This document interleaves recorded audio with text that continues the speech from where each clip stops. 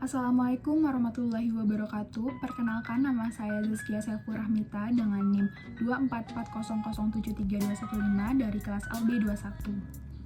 Saya pada hari ini akan memaparkan dan mempresentasikan pembelajaran dan contoh kasus dari mata kuliah Karakter Building Pancasila yang telah dipaparkan oleh Pak Ade Fadli.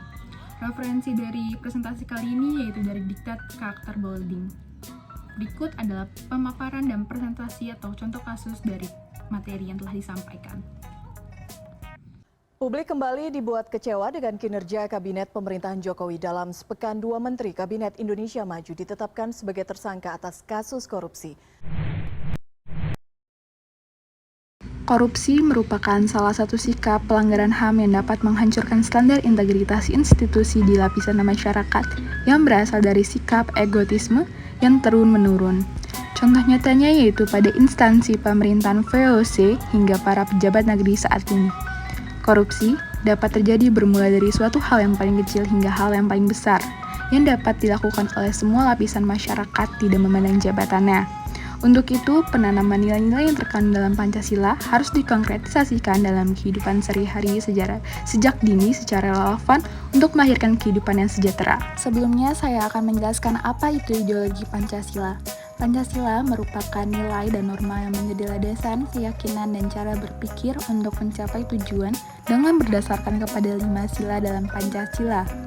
Di dalam Pancasila, terkandung makna yang mendalam, yaitu pertama, cita-cita normatif penyelenggaraan negara.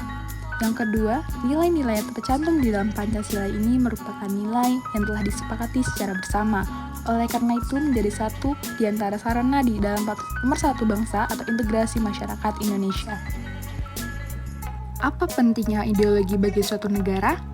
Pentingnya ideologi bagi suatu negara yaitu sebagai fondasi pengendalian implementasi nilai yang terkandung di dalam masyarakat dan nilai instrumental yang bermakna nasional yang dapat mengatur dan memperkuat keutuhan suatu negara. Selain itu, peran ideologi juga sebagai pagar penyaring dari adanya dampak globalisasi atau ancaman luar yang dapat mengancam kedaulatan negara atau integrasi negara. Apa peran ideologi? Pemilihan Pancasila sebagai ideologi bangsa Indonesia berarti Pancasila sebagai identitas, ide, dan gagasan fundamental dalam penyelenggaraan negara yang diangkat melalui mufakat bersama, yang dijabarkan dari nilai-nilai keseluruhan mulai dari kebudayaan, agama, hukum, sosial yang telah dialami dan dianut oleh masyarakat sejak dulu. Pemilihan Pancasila juga telah dipertimbangkan dan dianalisis oleh para pendiri negara yang kemudian dimuat dalam pembukaan UUD 1945.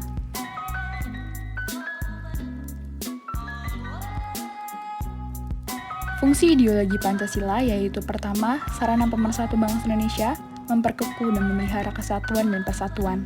Yang kedua yaitu membimbing dan mengarahkan bangsa Indonesia untuk mencapai tujuan.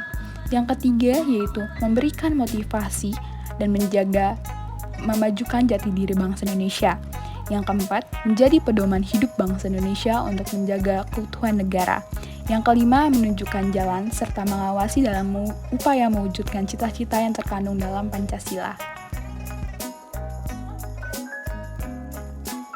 Dari contoh kasus dan presentasi yang telah saya jabarkan, maka dari itu penanaman nilai-nilai yang terkandung dalam Pancasila harus dikonkretisasikan dalam kehidupan sehari-hari sejak dini secara relevan untuk melahirkan kehidupan yang sejahtera dan bermoral, karena kebiasaan lama yang sulit berubah terjadi karena korupsi dan ketamakan yang sudah dianggap biasa.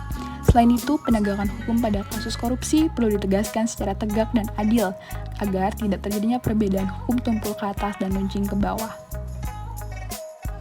Sekian contoh kasus dan pemaparan materi dari saya, kurang lebihnya mohon maaf. Terima kasih.